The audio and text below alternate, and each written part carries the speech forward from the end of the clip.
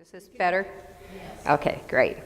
So first I want to thank Aaron for doing that lovely song. I had asked Jody about it because my message today is about making every day like Christmas. And as he sang those words, it was sort of like the speech I prepared, just sort of the song led me in a different direction, and Spirit said, speak from the heart instead of what you've prepared, but I'm going to try to stay as close to my notes as I can.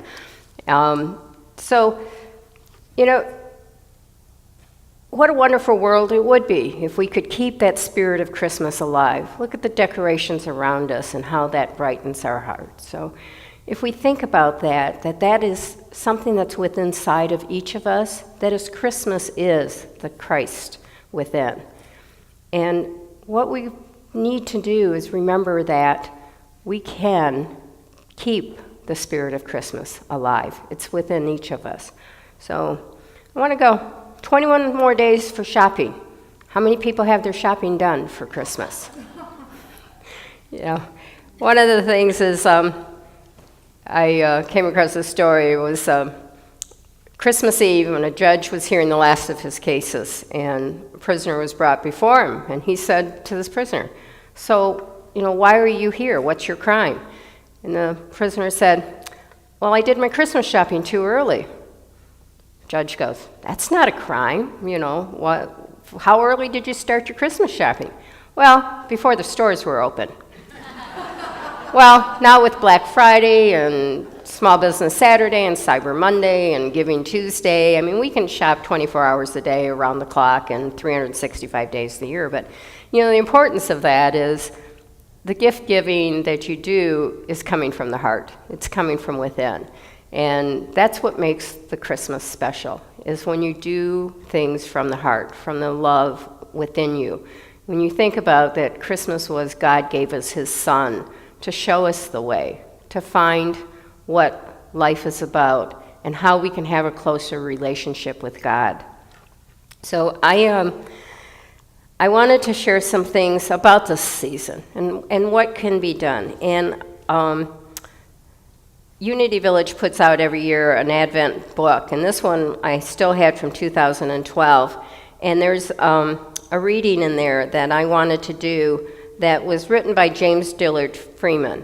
He's the poet laureate for Unity, and he's done a lot of writings for him. And this poem that he wrote is, If Every Day Were Christmas. If every day were Christmas, how different life would be. If not one day, but all the year, were ruled by charity. Had we the faith in miracles a child has Christmas morn, each day would be love's manger, and Christ would be reborn. In us again to change and heal our outworn wars and ways, had we a child's or a shepherd's gift for wonderment and praise. Yet every day is Christmas when we learn to live by love's law, learned not how to get, but only how to give. And like a child can wonder, and like a child can pray, but have the grown-up wisdom to give ourselves away. And from that is what I wanted to talk about is the gifts of giving. It's about giving is to give from the heart without any expectation of a return is as effortless as breathing. When you can smile at someone, you've given them a gift.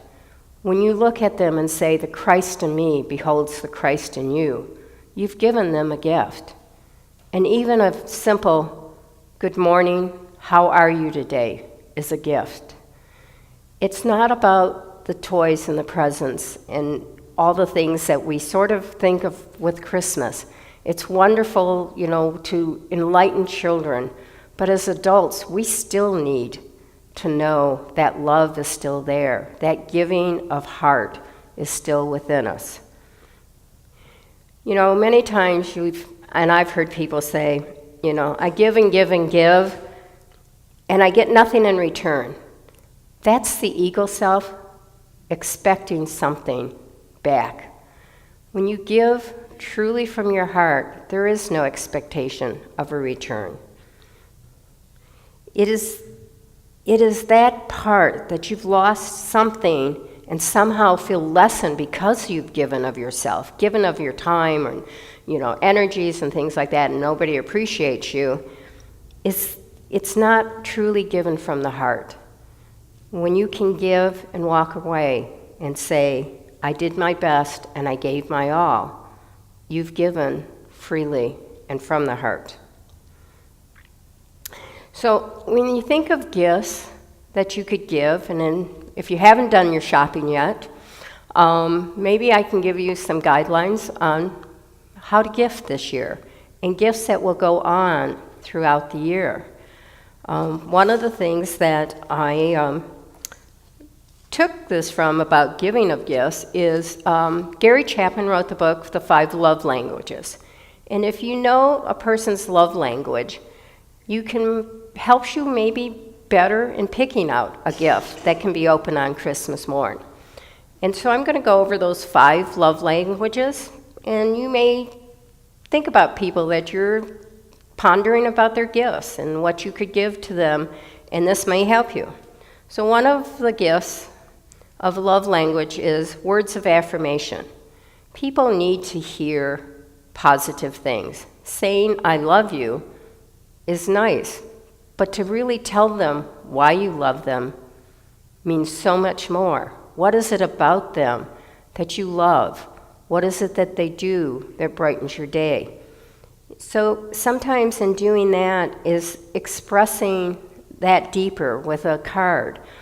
Today, as I was sort of going over my notes, I had looked at my emails, and I got one from Hay House, and there's a 365-day calendar of affirmations that every day somebody can remember that this gift came from you, and they can get a positive affirming word if that's what would benefit them.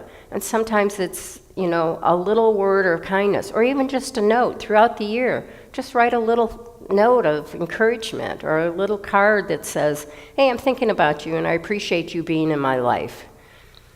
The second love language is quality of time.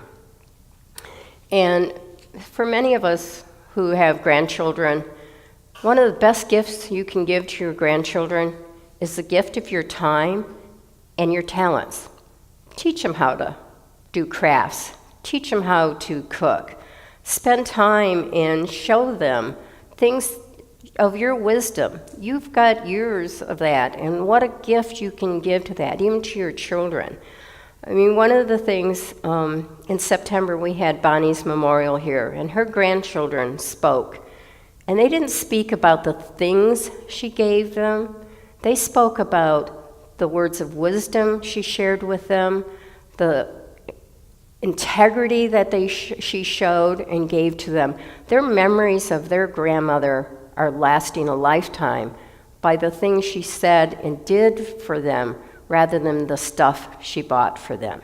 So maybe take away from this the thought of, give quality of my time. Where can I, even in the church, where can you give quality of your time to keep your church family? This is your family too, and they need your love and support and things to keep this going. So, a third love language is receiving gifts. Some people, that's really important to them, is to receive that gift. I recently heard that in sharing and preparing the speech, I asked my husband what was most important, and his was how important on Christmas morning to see these packages that were all wrapped up and that somebody thought about him and got him, things, and these were all his. This was about him and being appreciated. So receiving that gift was more than what was in that box, and that was the thought that went behind that he was, thought about. There was some effort behind that gift. The perfect gift or gesture shows you care for that person. Just buying something to give them a gift, but if you know what it is that they like, and something that can be there for them. And the way you wrap it says a lot too. It says, you're important to me, and I wanted to give you something. So one of my receiving of gifts that has gone to me, when I was 6 years old, I went to my aunt's church bazaar, and there was a penguin that I wanted. And it was on a roulette. You had to spin, and if you got it. And I kept going to my dad, can I have more money because I want to win this penguin. Finally, I was getting all kinds of other things. My father finally went to my uncle and said, can I buy that penguin? Because it's costing me a fortune with her trying to win it. So they worked this out. Well, at one point I looked over, and there was my cousin holding his little girl and this penguin, and I was just devastated. My penguin, she has my penguin. Well, Christmas morn, when I opened that box, and in there was that penguin, I lit up like the Christmas tree. It was just the best thing. And that penguin has gone with me 60 years. I have the face of it left. The body is disintegrated, but I still have that plastic face. And I now have a home that's filled with penguins. You come in my house, there's not a room in my house without penguins.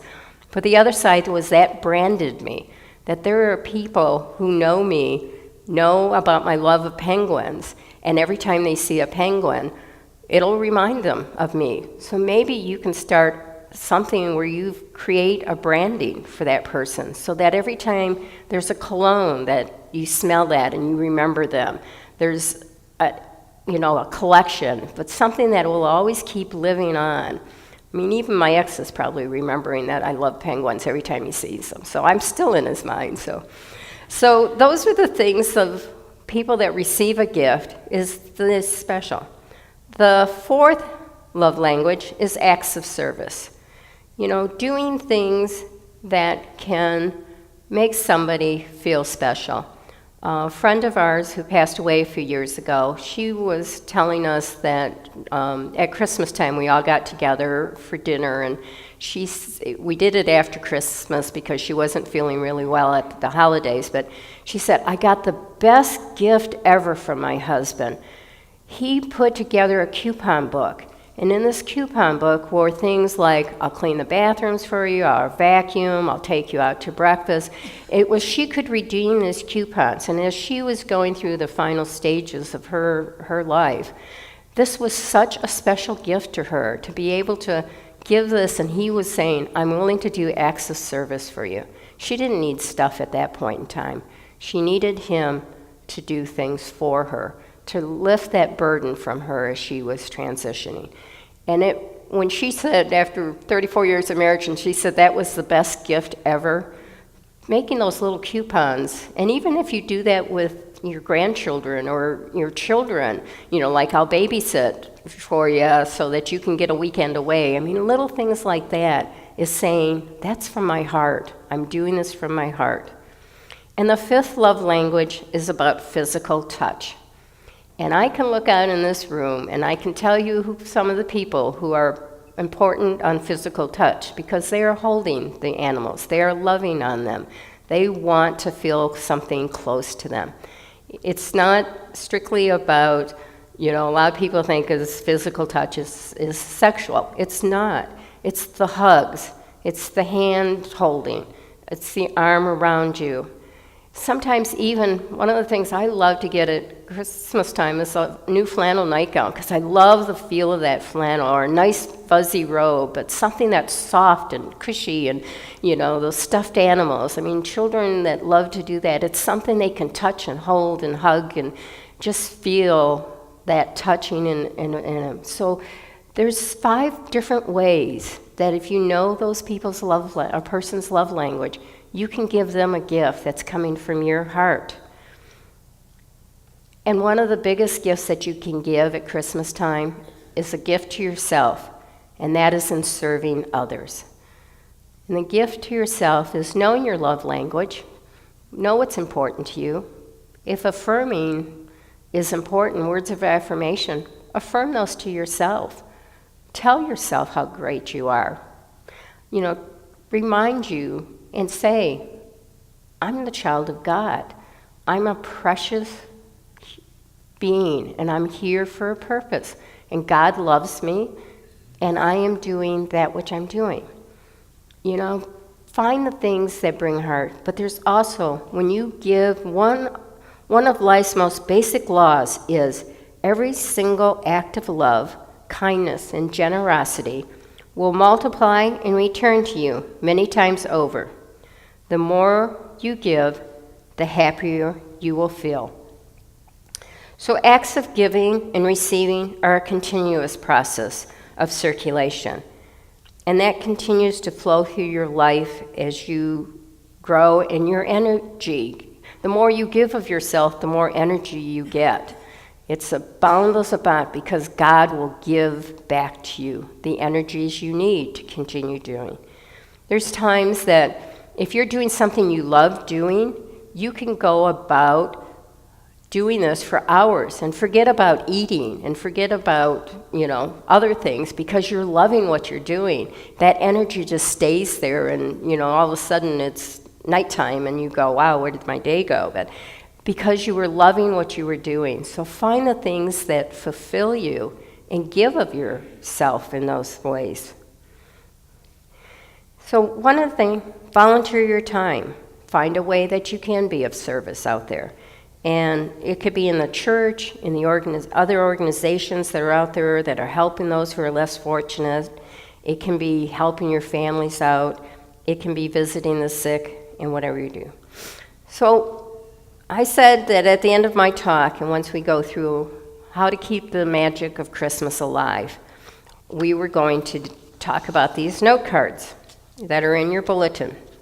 So does everyone have a note card? If you don't, we can get you some. So this card is what I'm calling our manifestation card. And the purpose of this card is to basically look at what can you do this next year to keep the spirit of Christmas alive within you. Is it a matter of decorating your life? Keeping the things. Caroling. We're going to go caroling on the 16th. Maybe during the next year, we can go caroling, but not Christmas carols, but go and do, springtime, but go out and sing. People will go out and sing at Christmas time, even myself who can't sing well, but we'll still bark out carols. But there's times of going out and doing something where you're going out. So inside the card, it starts with, "For I know the plans I have for you, declare the Lord. Plans to prosper and not to harm you. Plans to give you a hope and a future." So the blank card inside, we start this card with, "Dear Christ Spirit." Well, the way children write their letters to Santa, where they're asking for what they want at Christmas time, we're writing this to our Christ Spirit. We're asking for what we want to manifest in our life this next year. And through that, you write in there things that you hope and desires that you want to create. Co-create it with God, and they will come to be. So when we write this letter, we're going to take some time to do this. And in the process of doing your letter, you've got a backside if you have to, but I started mine over on this side because I manifested a lot in my next year. And then put it inside the envelope, address the envelope to yourself with your name and address, city and zip code. We will hold these cards, and next year, after Thanksgiving, we will mail them back to you. And you'll have that chance to read what you had hoped to manifest and keep that spirit of Christmas alive this year. So I'm going to give you a few moments. We'll have some music going. And when you're done with your letter, sign it, your precious child, and then your name. And you can seal these. So, and then there's a box in the narthex that says manifestation cards. You can drop them in there. If we'll keep the box here through Advent. So if you want to take your card home and think about this more and bring it back next week, or just think about how you can what gifts you can give to yourself, so that on Christmas morn, when that Christ child within you is born, that you will have the spirit to keep alive through the next year.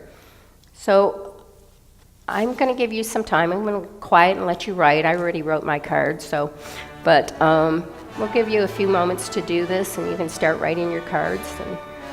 And we've got some of the music going, so the band, if you want cards, you can write your cards too, so we will get cards to you. So at this point, I'm going to close this with a prayer, but I wanted to share that the best Christmas gift we give ourselves is to fill the possibilities of being all God created us to be. With the Spirit of Christ in our lives, we will have goodwill and love toward all mankind, not only during this season, but throughout the year as well. So let's take a moment in prayer. Dear God, we thank you for your many blessings, and we ask you to come into our lives to show us the way to bring this Christ Spirit alive throughout the year, and to bring the joy, the peace, the love, and the happiness that is fulfilled with your promise of this Christ child that is born. May this Christmas be filled with many blessings, and may our lives unfold as you have for them. Amen.